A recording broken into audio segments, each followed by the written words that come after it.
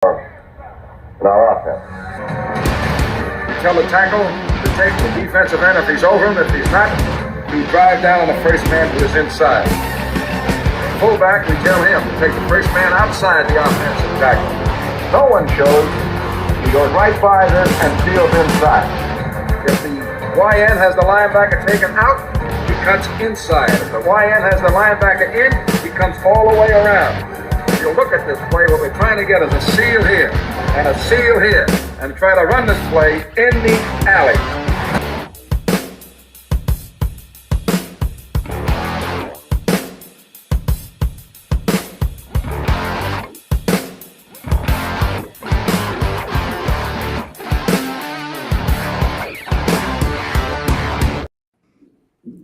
Hey, what's up, guys? Welcome into Packers Total Access. My name is Clayton. You can check us out on Packernet.com. You can find me on Twitter at Packers_access. We've got Ryan Schlip from the Packernet Podcast online with us tonight. We've also got Jacob from the Packernet Fantasy Podcast. And I don't know about you fellas, but I am fired up. Ryan, we had us a joint practice today, didn't we, man? Yes, sir. And we were talking offline. I just want to say congratulations to the Cincinnati beat writers. They definitely did one heck of a job giving us reporting on it. I can't say the same for everyone, but I just say Cincinnati did a good job covering it. Jacob, man, what did you think just right off the bat? Before we get into the details of offense, maybe a little offensive line talk, some defense, what stood out to you the most, man? Anything right off the top? Just a general takeaway? Just basically a little roadhouse session in the middle of the practice today. Elton Jenkins getting down and dirty. There wasn't any sweet spin kicks, but there was some pretty good right crosses, it sounds like. So, yeah, man. Elton just got out there and said, "Listen, guys, we gotta make sure this doesn't get out of hand early. So I'm gonna slap a couple people around and make sure we stay on target here." Zane, what's up, man? Appreciate you dropping into the chat. We got Zane in here with us. Let's do this, man. Let's waste no time. Let's talk about the offense today and how they performed in the joint practice. And got a little surprise for you fellas. We have got us some tape to go to here. You guys can see this, right? Yes, sir. All right, here we go. This first play, Jacob, you remember yesterday I was talking about Bunch Nasty X, right? Yep. You remember that? There it is. So look at it over here, man. You see the cluster, right? There's your bunch. And I want you to focus on the left side of the screen here. Look who comes into the picture. That's Luke Musgrave. They had Luke Musgrave as the boundary X. As we roll it back, right here, it's kind of hard to see right now, that is Tucker Kraft. So we had 12 personnel bunch out of the Bunch Nasty X with Luke Musgrave playing the boundary X. And I'm going to roll it through once. I want you guys to see this snatch out of the air by Christian Watson. It's hand sketch here. Look at this. My man has been working on those hands, dude. But there was just so much, and you see right here on the backside there, you see Tucker Kraft coming in, like I was telling Ryan, it looked like a little drive concept they were running. But look how big Tucker Kraft is. My God, dude, I'm all about it. So I thought that was cool. You seen Luke Musgrave playing that boundary X. We were talking about it last night. Thought we'd point that out. Now the next play. This is going to be a 9 route by Romeo Doubs, and a couple things that I just want to kind of explain that stood out to me here. And I was talking to Ryan about this offline. As you see Romeo Doubs coming to the picture here in a second, I'm going to zoom in right here. I want you to watch Jordan Love's eyes. They're in single high man, and look how he looks the safety off the whole time. And this is 11 on 11 right here, guys. This ain't just 7 on 7, right? Look at him hold the safety. Last second, he's going to bang that thing out of there. And look at this throw right here, boys. I mean, this is – you couldn't put it in a better place. Look at that. And, of course, my favorite part right here at the end, this corner right there. We need that as a GIF right there, over and over and over. But, again, man, that throw, that placement, looking off the safety, these are the little things that we were concerned whether or not Jordan Love could do, right? And it's just the small things like that, being able to look the safety off. Those are the things that I guarantee you he picked up on watching a guy win 2, back-to-back MVPs there in Green Bay. I'm so freaking excited, dude. This is what I wanted to see coming out, Ryan. Yeah. Another thing, so they also had a 10-yard touchdown pass to Watson on a corner route, it sounded like, And Ryan Wood said it was just a phenomenal throw. And then another thing that kind of stood out to me with the information that came out of joint practices was it sounds like Love, according to Love, he's going to be playing somewhere around 2 series on Friday night, Ryan. What do you think, man? You think that'll hold up? And just give me your general takeaways from the offense today. What stood out to you as far as following along today? Yeah, I mean, so the 2 series, I guess, is good. I just made the comment. Who knows what podcast, probably hasn't even been released yet, but I think it was Packernet After Dark. There was a question about how much do you think they're going to play? And I said, I don't think it'll necessarily be a full quarter, but I do think that they're going to play. So 2 series sounds about right. Obviously, me being selfish, I want them to just play the whole game. I just want to see this offense tear things up. But no, I'm one of the things that I thought about. I do think the deep ball accuracy with Jordan Love has been an issue. We haven't really seen that connection be very solid. I talked about a little bit how even if you look at last year, I think he was, I don't know, something ridiculous, like 2 of 13 on passes over 20 yards or something. But the other takeaway from that, though, is our guys are always open down the field, and they're always open in the middle of the field, and they're always open in the shallows. And there just seems to be a lot of opportunities to hit guys. It's just a matter of, can we get the ball there? So, I mean, we're just getting there, but with the defensive reports and the offense kind of looking like the playmakers are getting open and making plays, if we can get a couple things tightened up, man, I know we're not supposed to get overly animated or excited about training camp, but I'm kind of there a little bit. Same, man.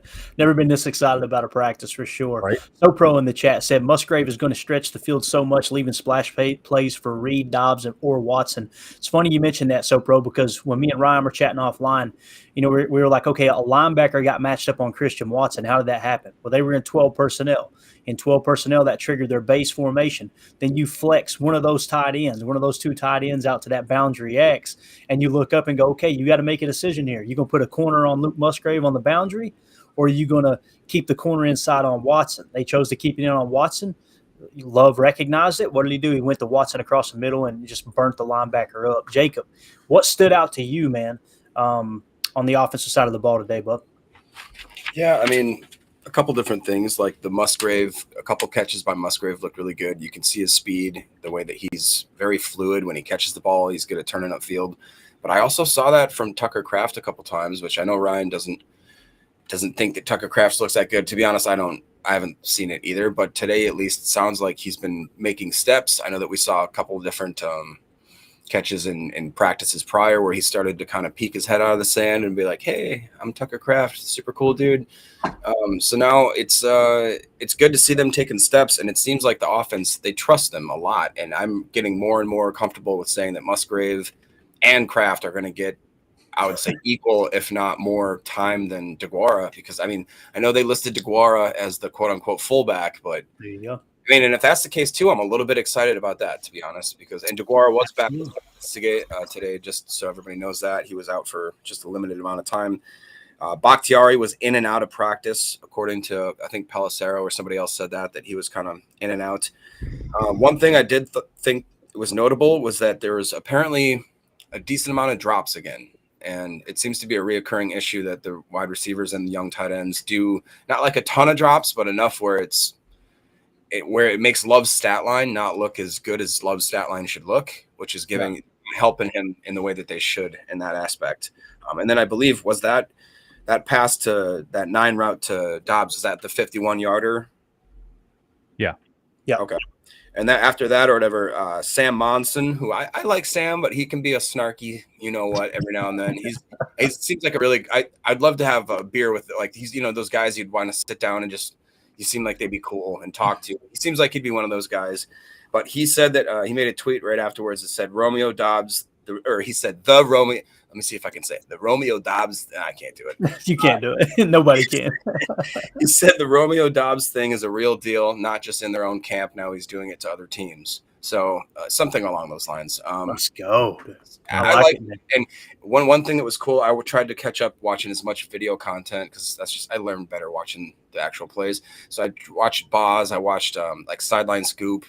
And with Boz's, I think he showed, it was one of those, I think it was a quick inside slant to Jaden Reed, and his footwork looked really, really great on it. But what was really even more amazing, if you like look past him, there's Dobbs on the outside boundary there, and he runs kind of like a delayed go route, and he absolutely just smokes the cornerback. He's got a good foot on him, I would say a good yard on him, full stride. And like, it's, if you looked around at all the other Packers receivers at the moment that Love decided to throw that ball, they were all either had a step on him or looked like they were about to gain that step on him. So, Definitely. it was a lot of 11-on-11s, some 7-on-7s, but all in all, I thought it was pretty cool.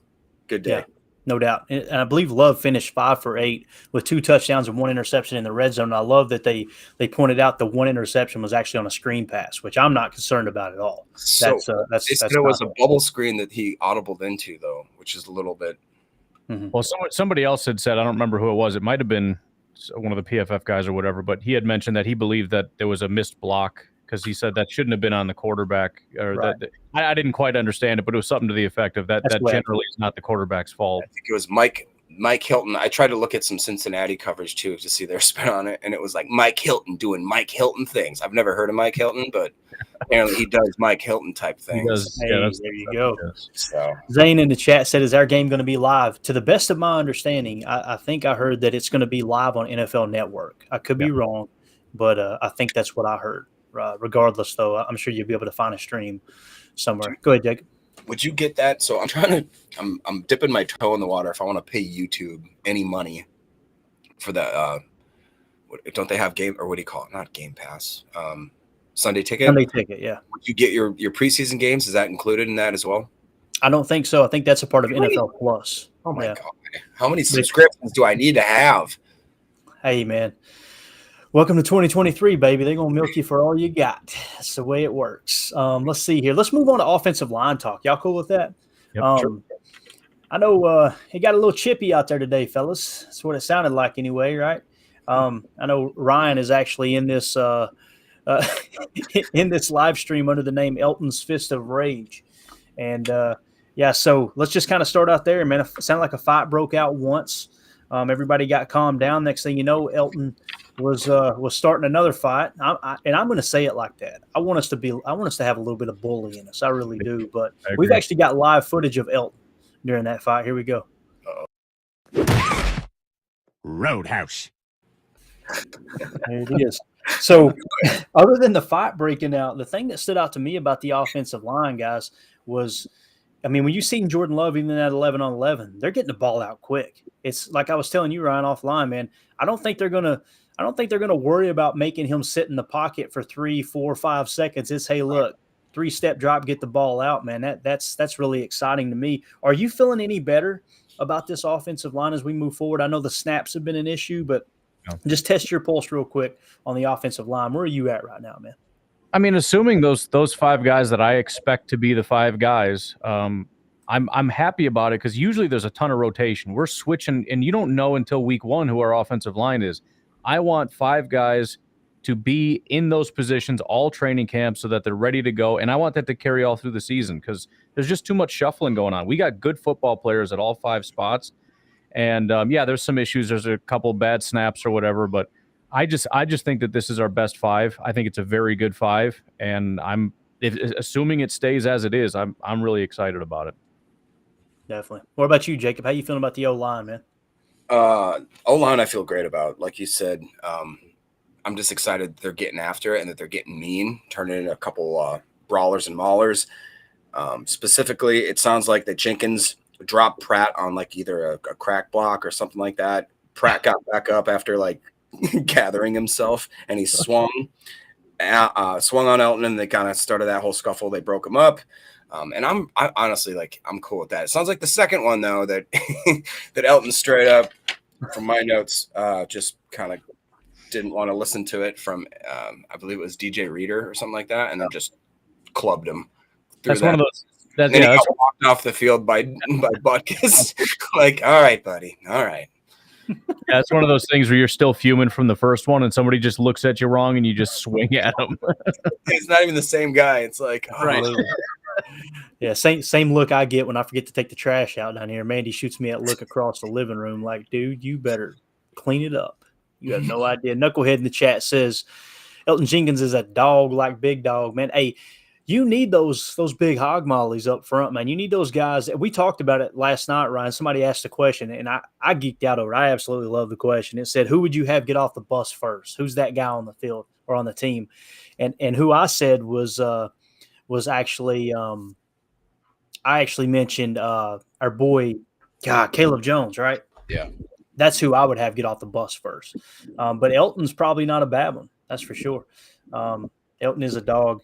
I love, the thing that stands out to me about Elton too, when I think of, okay, what's been his best performances? Do y'all remember when he shut down Aaron Donald that year? Just absolutely dominated, right? So the left side of that offensive line obviously is stout, and I'm feeling better about Bakhtiari every single day. But the fact that they do have a little bit of dog in them, man, that's what I want to see. Don't even worry about talking, Jordan. Don't even worry about trying to defend yourself. You got Devondre Campbell going after Adam Shine, making fun of the Steve Harvey suit. We ought to play that. We ought to pull that tweet up. And then on the offensive side of the ball, you got Elton Jenkins sucker punching people. Jordan Love just kind of hanging out in the back while everybody fights for him. I love it, man. I love it. So, anything else on the offensive line before we move forward, fellas? Not for me. All right. Good. Defense. This is a tough one. It's a tough one because I'm trying to curb the enthusiasm. We know Joe Burrow was not out there, right? Yep. So it was kind of like the substitute teacher was in house, so we're gonna do whatever we want today, is what it felt like. I've got a couple quotes from the Cincinnati beat writers, and at Joe Goodberry said, "quote The Bengals cannot move the ball against this Packers defense." Another one was Paul Denner, I think is how you say it, Junior. Quote, 11 on 11 was dominated by the Packers D. Another one by at Joe Goodberry. Lucas Van Ness is a handful already. And then he later said in a other tweet that they struggled to block Kenny Clark too. It sounds like the defensive front is just all over the place. Of course, we've seen Rashawn Gary practicing on the sideline. He's looking healthy. He's looking good. And the big one for me, though, gang, and I'm excited about this on Friday night, Carrington Valentine had 2 pass breakups in the red zone again. Ryan, this dude's coming out of nowhere, man. And we were all excited about, Anthony Johnson Jr. Like, hey, if there's anybody in these latter round picks, it sounds like some of the people that we trust with their draft analysis was really high on that pick. I didn't hear hardly anybody talking about Carrington, and he seems to be the camp darling, right? Yeah, no, I mean, I've been going back and forth between Valentine and Ballantyne, and I feel like that's pretty well established right now. I mean, he was running with the ones with Jair taking a seat. He was out there with the ones and making plays at that, not just, fill in and try not to die out there. You were the one making plays. So, yeah, I mean, he's kind of written in pen right now in my 53 as that number 3 boundary corner. Yeah, definitely. Jacob, what about you, man? Defensive wise, did anything stand out to you? I know you were kind of studying Paul Brettle's article. What did Paul say about defense? Did anything pop? I mean, he just basically explained that he wants to look at that backup edge, or I'm sorry, the safety rotation. And he said that today there was a big healthy dose of Owens and Savage. Owens and Savage, and that was kind of the main guys that were rotating in there. And again, like you talked about, the guy, if it's not, I had to do this quick today, so it might not be the case, but as far as PFF says that Jake Browning, was that the quarterback that we were facing today? Do you guys know about it? No, I can't remember. Who was it? I seen the name earlier. Jake Browning. I'm looking at just what they're he's the only other quarterback they had on their roster, so I'm assuming it's him. If it is him, I mean, that's him. Yeah. Yep. He hasn't ever thrown a pass, I don't think, in the NFL. He's been in the league since 2019, I believe. I think he's a quarterback out of Washington. So, like you said, as much as I'm the biggest homer, celebrate everything great, but today, I mean, I don't know. They said that that I think his name was Paul Denner Jr. Yeah, he finished that session of 11 versus 11 Bengals. Packers D dominated, and he said there was basically one good run by Mixon, a good pass to Boyd up the seam, but he said otherwise there's absolutely no space in the passing game. And it's like, yeah, I hope so, because right. That guy has never thrown a pass. He got drafted by the Vikings, I believe, too, in 2019. Never saw the field. So that, it's exactly what it should be. Like I talked about, we took care of a guy that we should have taken care of. So this is another one of those weird steps in this Packer offseason where it's like you don't know. Like, you kind of know, but you don't know. It's like with everything with Jordan Love, it's one step forward, two steps back. You kind of don't know.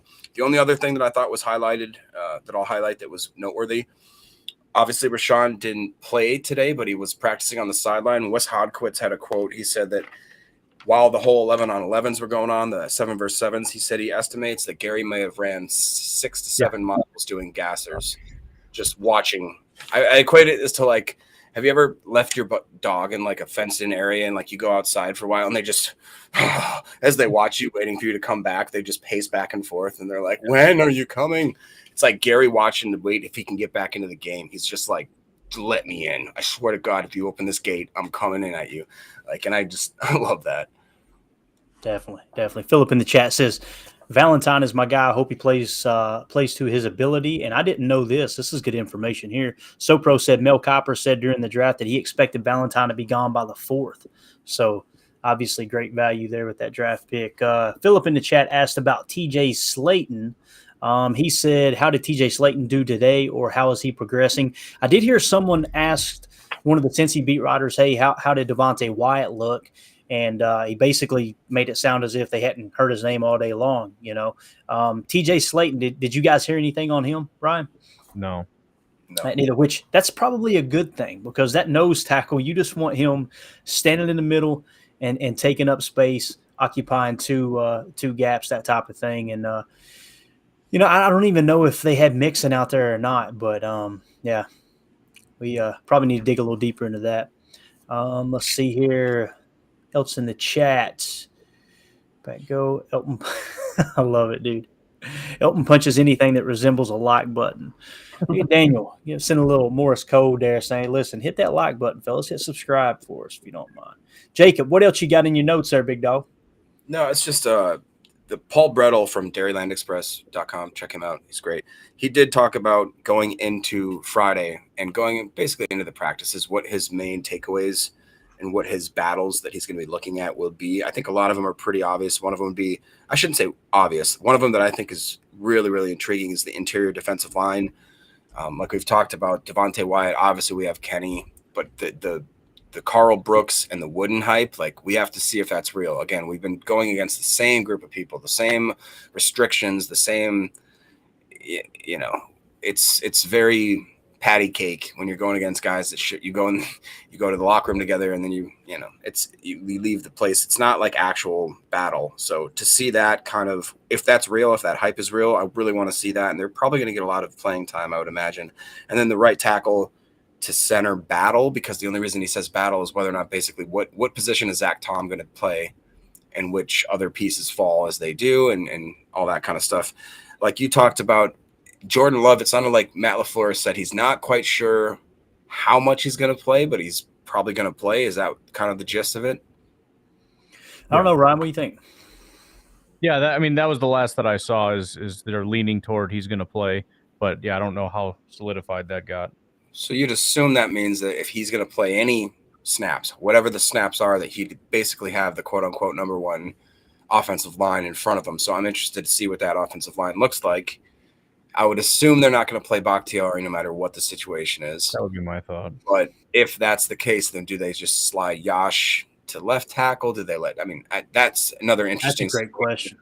Because if you see, it's a clear game, or it's a clear indication as to what would happen if Bakhtiari isn't available for any of these games.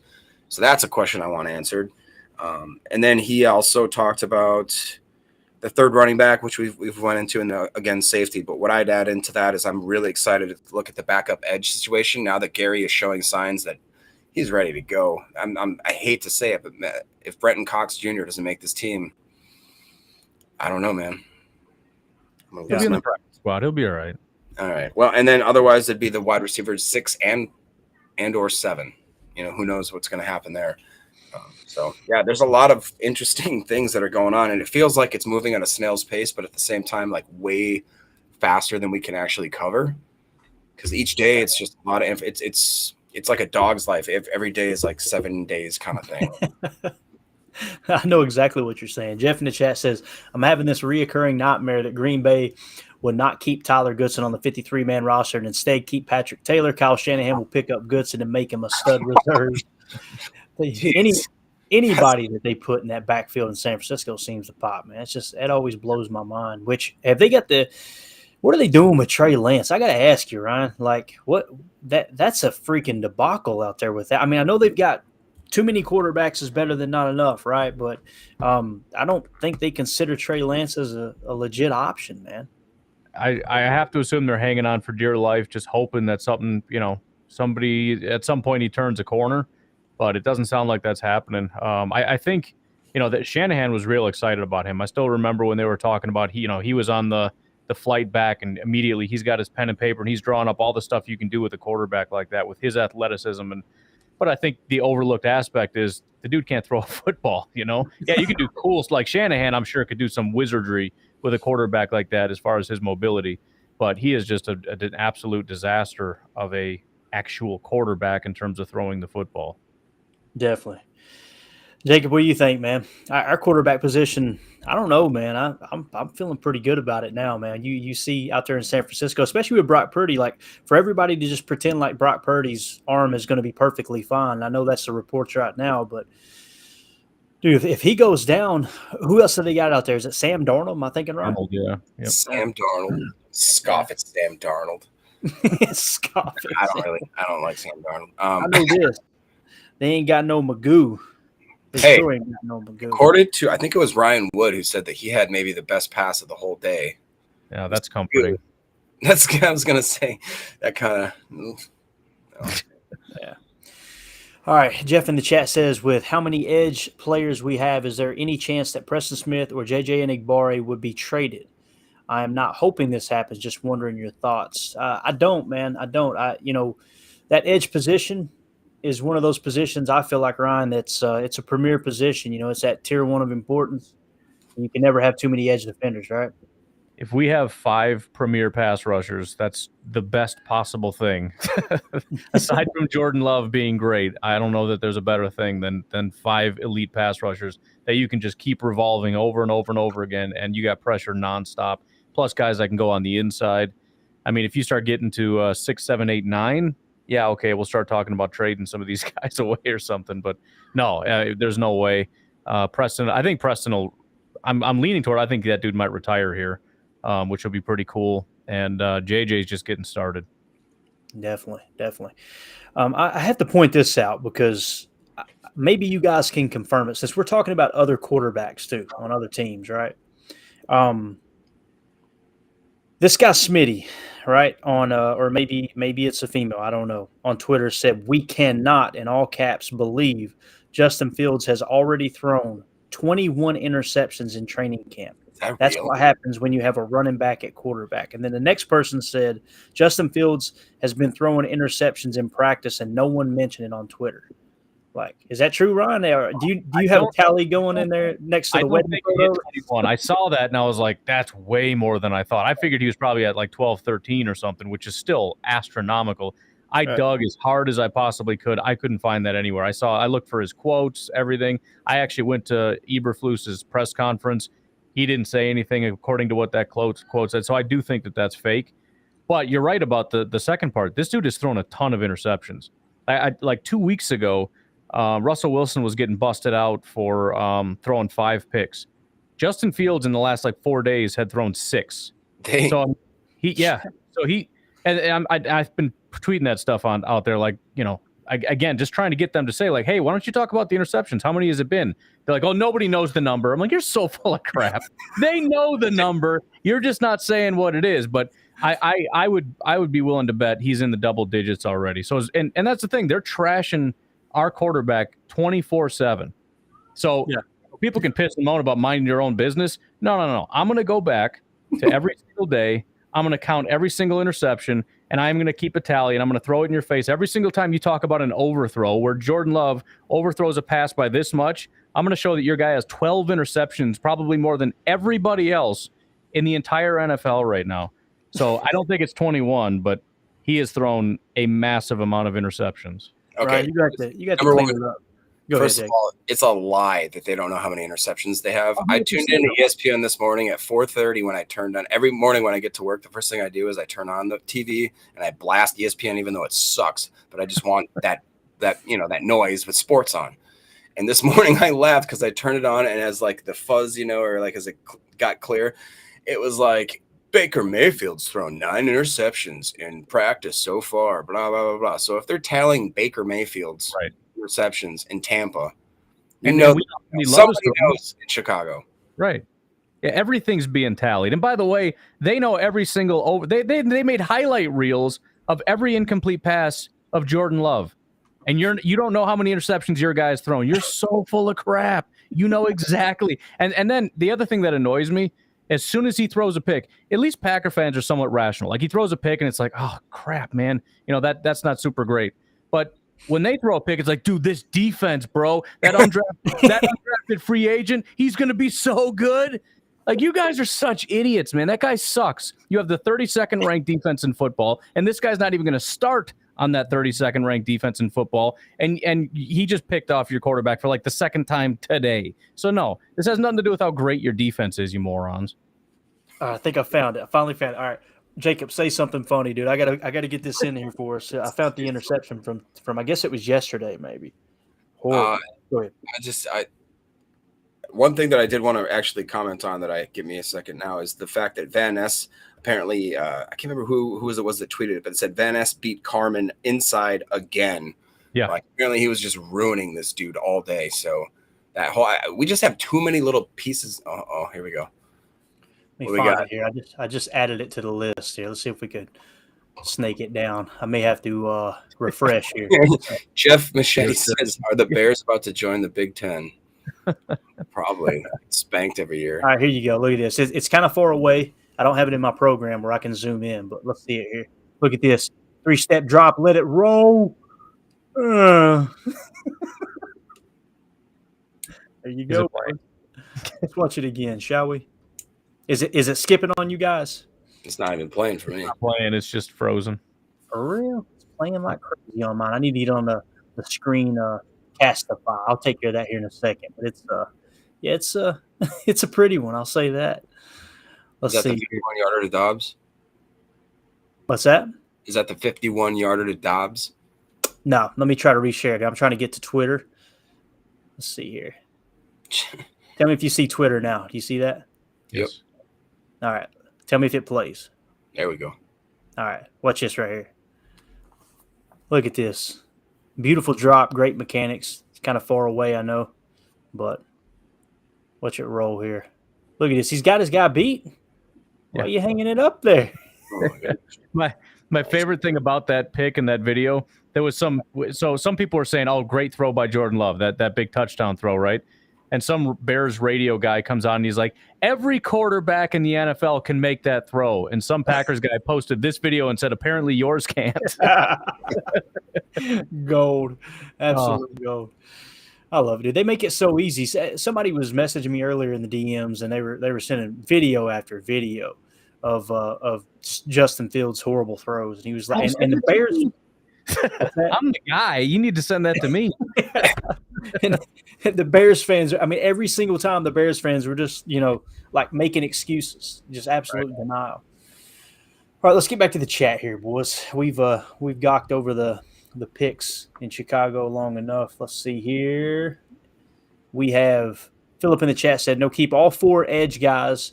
One gets tired, bring in the next at 100 mile an hour. That was the thing we talked about. Got about a 35% rotation rate when it comes to bringing in, edge defenders. Basically, they're going to rotate them. I mean, it happens quite a bit. That's what really gets me excited. Think of Preston Smith just leaning on a left tackle all day long, right?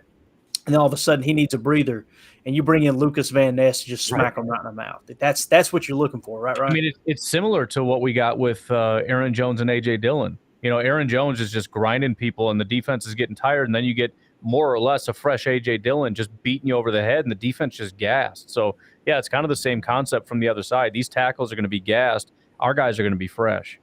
Yeah, definitely.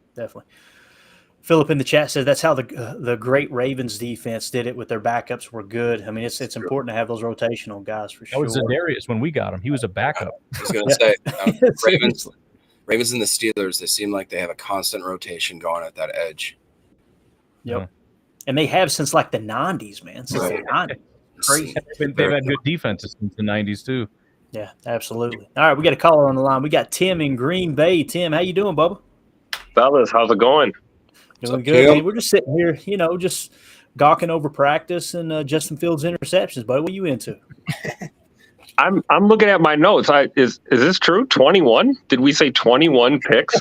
Listen, Tim, listen to me. Can we Ryan- average that out over how many practices that they've had so far? How many picks per day is that? Ryan said it isn't true, but we're not going to let the truth get in the way of a good story. All right. So, anyway. We are going to start acting like the real media, darn it. No, come on now. Why Hey, we got speaking of the media, though, I gotta give Ryan his props, man. I heard your pod earlier today, and I really respect what you said about the Packers and how they deal with, well, or don't deal with us fans. And I thought some of your ideas were genius, man. Like, we should put a think tank together and try and pitch the team on this because, you were talking about the draft and, opening up a media row area kind of for podcasters like yourself and giving fans a little bit of a chance to be heard rather than seen. I think that was great, man. And, I really respect what you said. Who's to know? We as Packer fans tend to take it for granted, our with our history and our love for this team. But, the generations are getting younger and younger. And as we progress over the next few decades, there's no guarantees in life other than death and taxes. So, I mean, it would be nice to see them make at least somewhat of a step in that direction. I don't know if that's even possible, but I just wanted to give you a big salute on that, man. That needed to be said today. I appreciate it. Yeah, I mean, you don't want Packers fans to be this group of us in our 60s sitting in a bar talking about the glory days and all the young people thinking that, people in Wisconsin, they've moved on to basketball and baseball because in Wisconsin, nobody likes football anymore. I mean, again, like you said, there's no guarantees. So the Packers do need to do I think a better job of making sure that you don't take the fans for granted. Definitely. Very well said, man. Tim, what was your big takeaway from practice today, man? Have you been following along? I've been doing my best. I've been a little busy, but I absolutely love hearing about the chippiness that took place today, especially with Big E. He's and I love him, man, because he strikes me as the kind of guy like I am, man. Like I don't start nothing, but I'll go ahead and finish it for you if you want me to, and I just love it. And, it's still early and first joint practice right away, lo and behold, we've already got a scrum. And I just think it's great. I think it's good for both teams, really. I mean, you're kind of waking up that football soul this time of year so that when you're rolling into week one, you're firing on all cylinders. So it's good to see our guys, especially on that O-line, man, taking no nonsense. I love that. But really what stuck out to me is again what Ryan said earlier just a few minutes ago about, when it comes to this O-line, we need consistency. And I guess my question to you guys would be, how long do you think it will take before we really see that? Do you think it's like more towards the end of the preseason? Do you think it's, like when are we going to really find out who those guys are going to be on that line and where they're going to be playing? Well, I mean, I think we start with what do we know for sure, right? We know Bach at left tackle. We know Jenkins at left guard. Center as of right now, Ryan, I think we feel safe saying it is Josh Myers right now, right? As of now, yes. Yeah. Bye-bye, Toby. Yeah. you got Runyon at right guard, and you've got Zach Tom at right tackle. That seems to be how it sits right now, right? So if Tom does take the center position away from Josh Myers, I mean, I'd be real. If I had to put money on it, Tim, I'd say that's not going to happen. If it does, then you're going to throw Yosh in at right tackle, and it's going to be Tom there. And then at that point, do you go, okay, let's put Myers in at right guard and sit Runyon? I think they like Runyon. Don't you agree, fellas? Oh, yeah, definitely. Yeah, I do too. Yeah. So the way it sits right now, man, what it comes down to is does your offensive line, does it improve by benching Myers? It's not so much about Tom versus Myers as it is Myers versus Yosh, right? And I think when it comes down to it, like you pointed out so many times, Ryan, I mean, Myers is a good pass blocker. It's it's the line calls and the snap issues is what we're most concerned about, I guess you could say. But to answer your question, man, I wish they'd make a decision this week and say, hey, here's our starting five. Now you guys go out and put all those practice reps into creating, just a little bit better chemistry for those five. But I don't know, Ryan, when do you think the decision will be made, man? Well, I don't think they're going to do anything official, until the season starts. But they'll keep tweaking it. But I think my instinct is they have a pretty firm belief that the five that we've seen is the five. But they're not just going to give up on it. They want to keep seeing things. They want to keep trying things. It's also good just for backups and stuff like we were just talking about before. If Bakhtiari doesn't play, who's going to be left tackle? What do we do in these situations? What if one of the things that I don't think we've even really considered is it, maybe it's not as much a competition at center as it is what happens when Myers goes down? What do we do? Maybe that's when we switch Tom into center and then Yash goes over to right tackle, or do we put in Hansen because we know we don't really like Hansen very much? I mean, as a person, I'm sure he's great, but I don't think we want him playing football. Is all I'm saying. But I think they're going to keep playing with it. They're going to keep seeing where these combinations. That's the point of this. We play with these combinations and see how it goes. But I don't think anything will be official until we actually get out there and play. But I think it's semi-official right now. Definitely. All right. So Pro in the chat says, should we be worried about the bubble screen that was called at the 3-yard line, or do you think he was just testing limitations? I mean, there's really no way to know. But like I've said, don't be surprised if not much changes about how the game's called on offense. It's obvious they're trying to work DeGuara in at fullback now, so you're going to see a little more true 21 personnel. Like I had mentioned yesterday, 21 personnel last year, 90% of the time was literally our pony package with A.J. Dillon and Aaron Jones in the lineup. That's not what we're talking about with 21 personnel like what San Francisco does. So to answer your question, man, yeah, they could be testing limitations. So Pro. I hope they are. I'm with you guys, man. I don't want them to be playing around with RPOs inside the 5-yard line like we have, the last couple of years. It caught up to us last year, in Detroit when Aaron, concussed the Detroit defender by hitting him right in the forehead with the football, right? That was an RPO. And sometimes when you see these bubbles, sometimes that's an alert at the line, meaning the quarterback comes to the line, he looks over there, he sees the hat count in our favor, and they could be sugaring. They could be sugaring that hat count, right? Which means when he takes the snap and comes up and fires that ball, they baited you. That type of stuff happens. So I'm going to chalk it up to limitations. But what do you think, Ryan? Do you think they're going to get away from some of these RPOs and bubble screens? Or what's your feeling on that? And Jacob, too, man. I want to get your take on that. I mean, I think it all comes down to making Jordan Love comfortable. I don't know what direction those things are. I mean, on some level, that is the easiest way to get a completion, and then you lean on your guys to make a play after the fact. But also, it can tend to be a complicated play. So I don't know. I think again, we're going to try different things, different combinations, see how they go. But I think when the first week rolls around, a lot of it is just going to be let's run what makes Jordan Love look the best. Right, whatever it is that makes him comfortable, gets him into a rhythm, and get the completions. And again, we got a bunch of yards after the catch guys. So how that translates to what we do down at the goal line, I don't know. But maybe this is an indication that this was a bad idea and we won't do that again. So we'll see.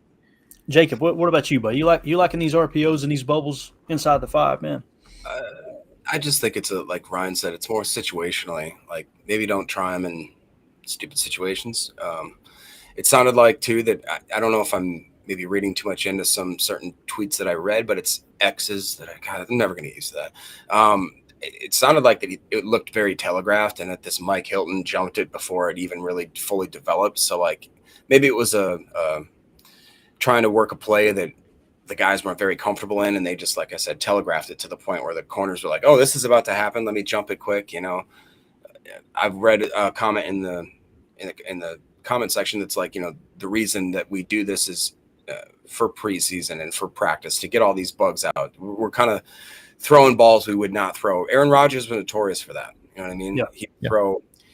That's one thing that I will say. Take the Baker Mayfield, the Justin Fields throwing how many interceptions. Justin Fields probably is an indication more that he actually has thrown in interceptions. But if you have more of these quarterbacks that have shown that they can do certain things in the regular season, right now all they're doing is just they're getting bored. They're starting to do trick shots. You know what I mean? They're keeping it interesting. It's that's all it is, in my opinion. So. Got it. Tim, you got anything else before we let you go, buddy? Anything else that stood out to you, man? I thought it was a fun practice following along on Twitter. Oh, absolutely. And I guess one last comment would be I'm with you, Clayton. You were talking about confidence in our QB room compared to some of these other teams, especially these teams to the south of us that like to talk a lot despite never having a good quarterback in my lifetime. But anyways, I would say that I'm looking forward going into this first preseason game, looking at this whole roster from the bottom to the top. And looking at those names and really seeing who's going to go out there, I'm looking forward to seeing Magoo sling it, man, because I've seen it in person. He's actually really fun to watch. He really is, and I think he's got a hell of an arm. I think Clifford's got a decent arm, and you guys all know how I feel about Jay Money. So I feel great about this quarterback room. So I'm totally co-signing that, Clayton. I think it's going to be a great year for us, and appreciate you guys having me on, man. Go Pack, go. Yeah, appreciate you, buddy. Thanks for calling in, Tim. Absolutely. Take care, guys. That's Tim in Green Bay.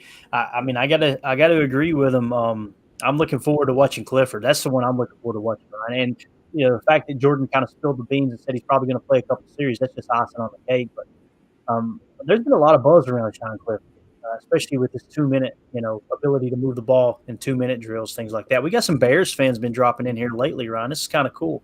It's flattering just knowing that they ain't got a podcast worth a damn. They got to come in here and listen to ours. It's pretty neat. He says, E-Russ says Bears definitely beating Green Bay this year. And when they do multiple laughing emojis, that's how you know they're rattled. That's the best part. And then, of course, Jeff comes back with the best comment. He says, are the Bears joining the Big Ten? There you go. There you go. Goose. Yo, the goose is loose. How about that Jenkins clapback? I told you, man, we got footage of it, bub. Here it is. Roadhouse. Wouldn't it be hilarious if when I finally get hit with a copyright strike, it's going to be playing Roadhouse from Family Guy? That's going to be great. Roadhouse. Yeah. Goose, I can't say the other comments you had there, buddy. I don't know why you do that. Oh my gosh. Chad says, why not? Everybody else is joining the Big Ten. Let's see here. Philip in the chat says, man, can someone tell Jordan to add mustard seeds to his practice balls?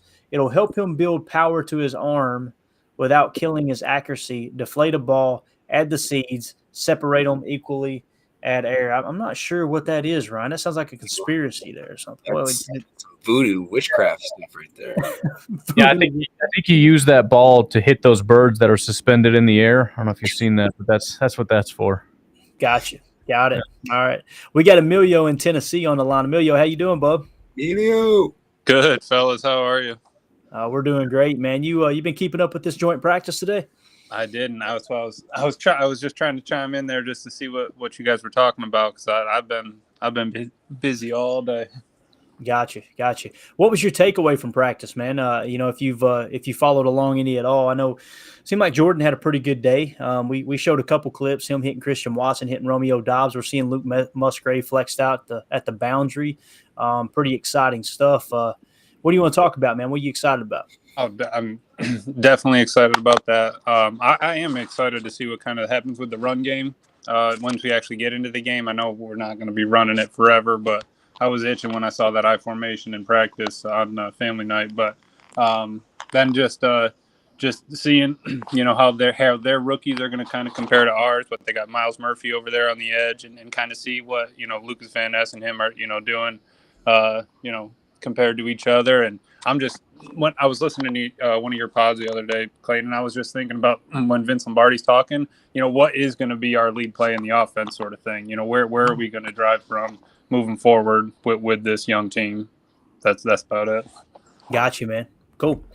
Well, I know how I'll answer that question. There's a play called drift, right? It's a concept called drift.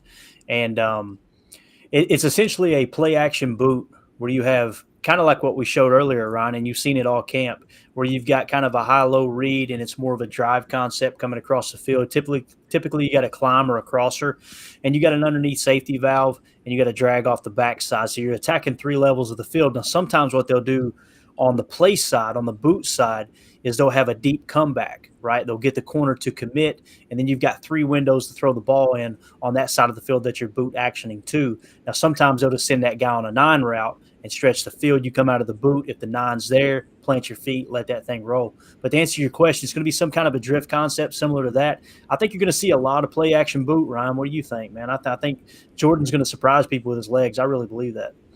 Yeah, I mean, I again, that's more of a you question, but I do think they're going to be adding in a lot more flair, as opposed to, back in the day, there's like the staples. There's Aaron Rodgers has got these things that he likes to do. And I think you're going to have to get a little bit more creative with Jordan. He's got a little bit more limitations. He probably doesn't have as big of a playbook.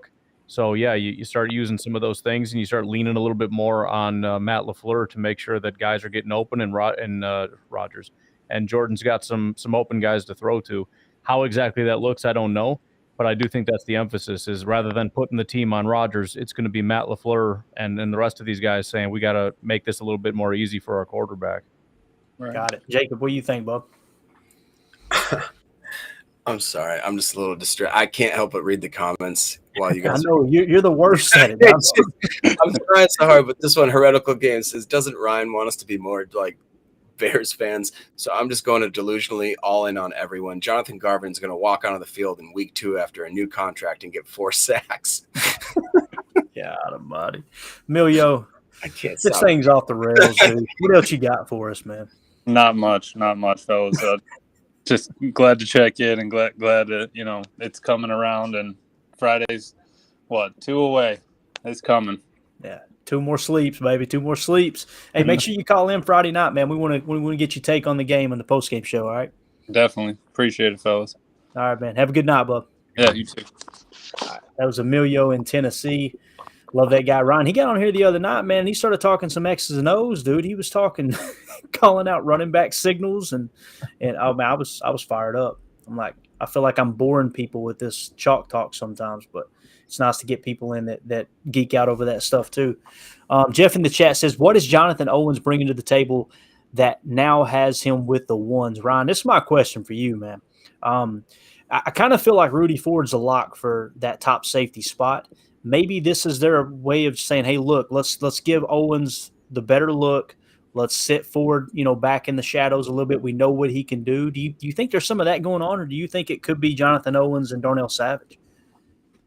I mean, even the way the question is asked is exactly my question. How did he rise through the ranks so fast? I mean, I get it as far as Levitt. He's a special teamer.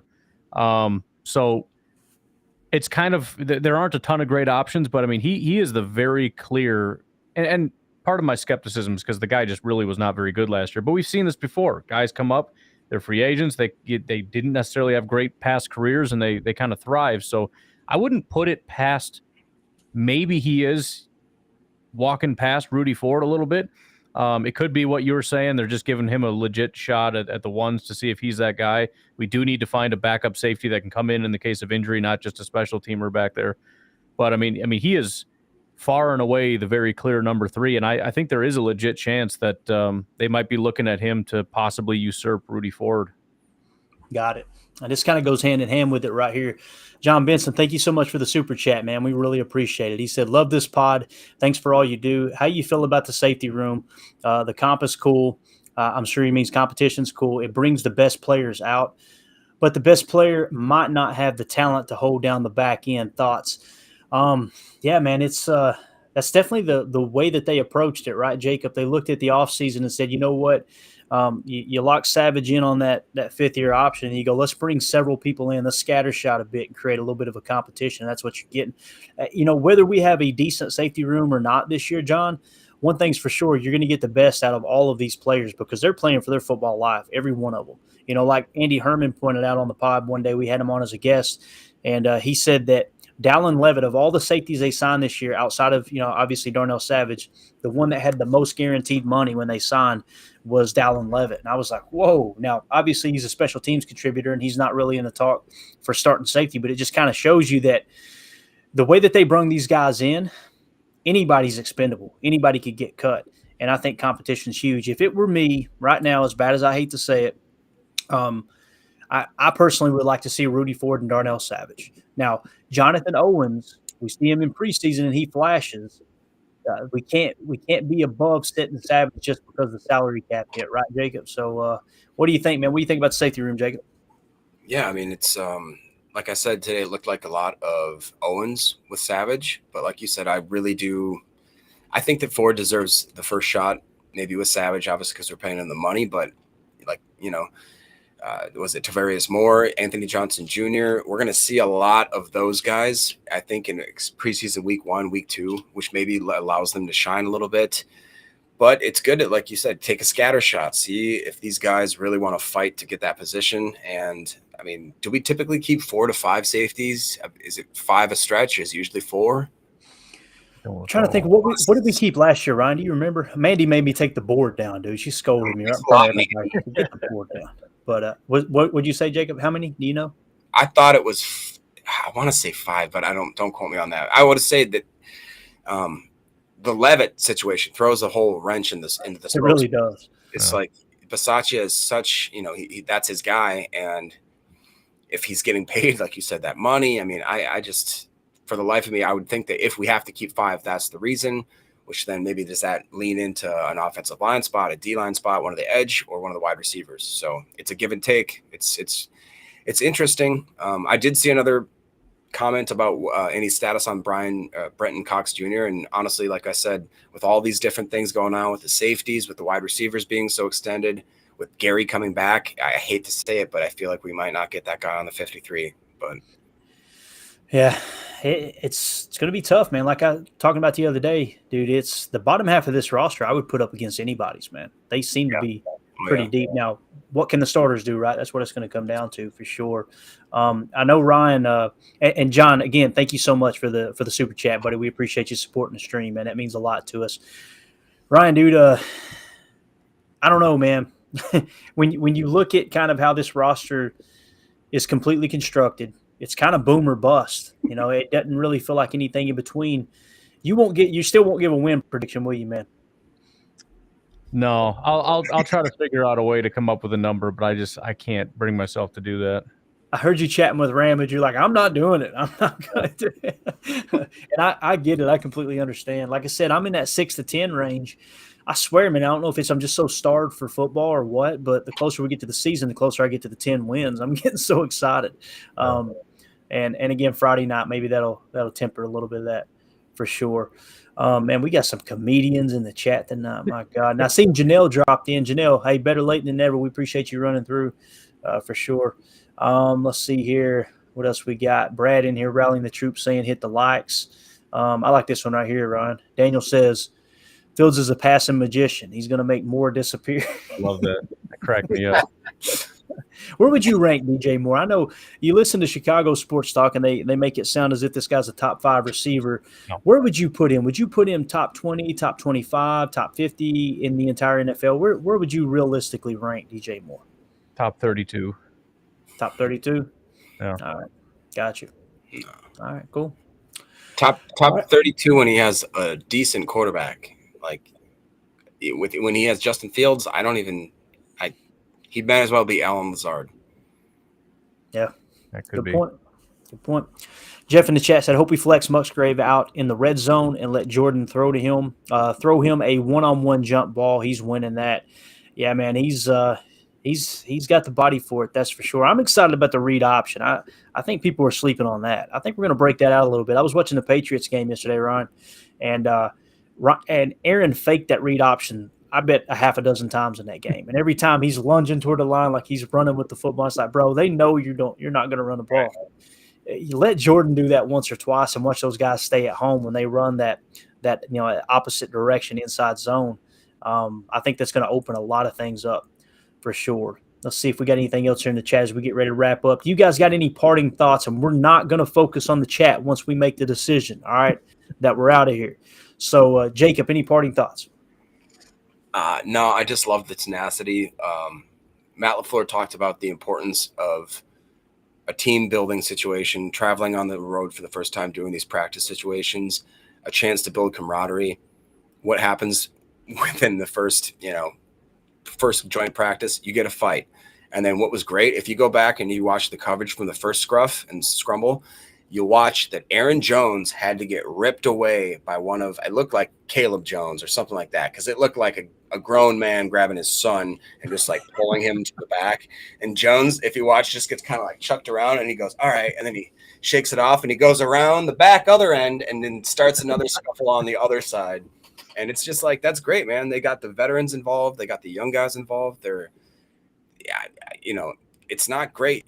Every single guy goes through an age in his life where you're just full of you-know-what and vinegar and you're ready to go. And it's great that these guys are building that brotherhood together. Like, I don't know if you guys played sports, but anytime you went up against anybody and there was any sort of situation like that where there was a fight, it's like you went home, you went on the bus, you're talking about how you see him push that guy. Yeah, I pushed him too. It was awesome. And then you high five. Everything's great. And that's what they did, man. They're young. They're like 23. Oh my God, the stupid stuff I did at 23. So I just think it's great. And like this whole weekend was better than anything they could have done back at Lambeau. Anything that they could have done, practice-wise, camaraderie-wise. Learning how to travel is a huge thing that I think maybe this is an undertone of what LaFleur wanted for this. He wants these guys. We know that it was not okay for us to travel across the pond, to travel across the United States, to go to San Fran. Anytime we had to travel for more than an hour flight or an hour drive, we seemed to poop the bed. So I think maybe he's trying to get this new squad to learn how to travel and still play and show up. So good stuff. Speaking of poop in the bed, Garrett in the chat says, I'm more excited than a possum in a Chick-fil-A dumpster. Now you're speaking my language. That's one I wanted to read too. Ryan, one more question for you, man, before we wrap up. Todd says, how many wide receivers do y'all think make the team? I know we talked about it the other day. Has anything changed? How many are you thinking, Ryan?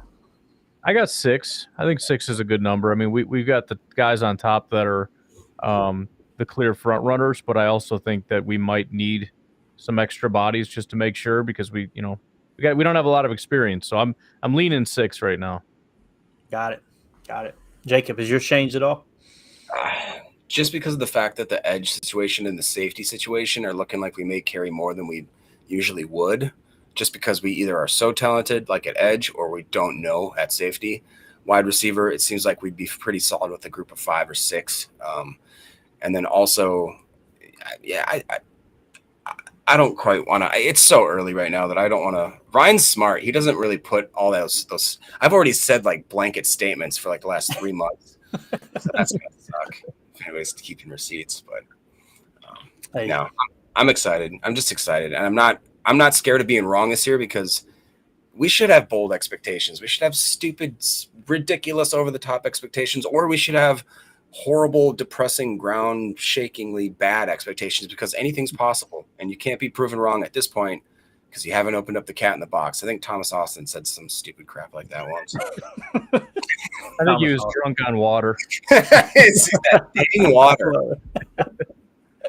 Daniel in the chat says, I'm at 7 wins if Love stays with this level of consistency. I can see that. Like I said, I'm somewhere between 6 and 10 for sure. Goose in the chat says, I personally cannot wait for a DeGuara wheel route from the backfield for a huge touchdown, especially Goose out of 21 personnel. Get a wheel linebacker matched up on him, let him bite on the play fake, and have one of those long wheels where he kind of hits the B gap, leaks out, and then wheels it off. Come on, dude. We're over here playing Madden on a live stream. Unbelievable. Philip, we appreciate it, buddy. He says, great show. Thanks, gents. Y'all have a blessed rest of your day. We appreciate you dropping in, man, for sure. Go ahead, Jacob. No, there was a couple comments we missed earlier in this asking about Ryan's podcast. Where can you find it? Guys, always up here in the corner. If you want to scan that QR code, that'll bring you to the Packernet podcast page, which has all of our stuff there. So it's if you don't have that bookmarked or saved or subscribed, Spotify, Apple, all that stuff, YouTube, go find it.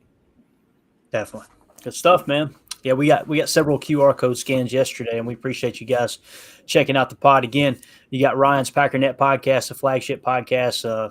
I mean, dude's been doing daily podcasts now for what feels like 23 years. I don't know how he does it with 13 kids he's got as well. Notice the number always changes too. Let's see. Hard Knocks last night. I watched it, tuned in, right? I know some people are going, don't say it. No, listen, man, you got to tune in, guys.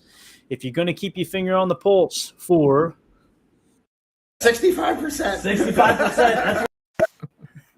We got to get those snaps, guys. We got to get them in. All right.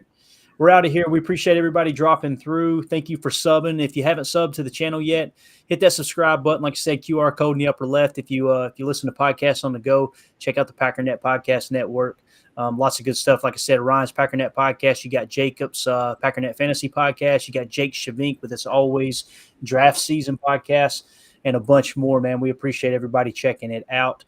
Yeah, we're out of here. Any parting thoughts? Anybody else got anything else? We good? Good to go. All right. Packernet after dark. Call Yes. in. Dude, Packer. That's the thing, too, guys. We mentioned this. I'm glad you said it again, Jacob. Well, Ryan should know the number. Let's see if he knows the number to his own talk. 608-501-0718. There you go. If we didn't get to your chat in here, right? We didn't get to your comment, and you're like, man, I want to be heard. Call that number, leave a voicemail, and you will be on Packernet After Dark, all right? And check it out. It's an awesome show. So, all right. We're out, guys. Appreciate everybody hanging out with us. For those of you listening on the pod, thank you for making us a part of your day. As always, let's go out and be the change we want to see in the world. And go, Pack, go. The power sweep actually is the lead play in our offense. Tell the tackle to take the defensive end if he's over him. If he's not, to drive down on the first man who is inside. Fullback, we tell him to take the first man outside the offensive tackle. No one shows. He goes right by them and steals inside. If the YN has the linebacker taken out, he cuts inside. If the YN has the linebacker in, he comes all the way around. If you look at this play, what we're trying to get is a seal here and a seal here, and try to run this play in the alley.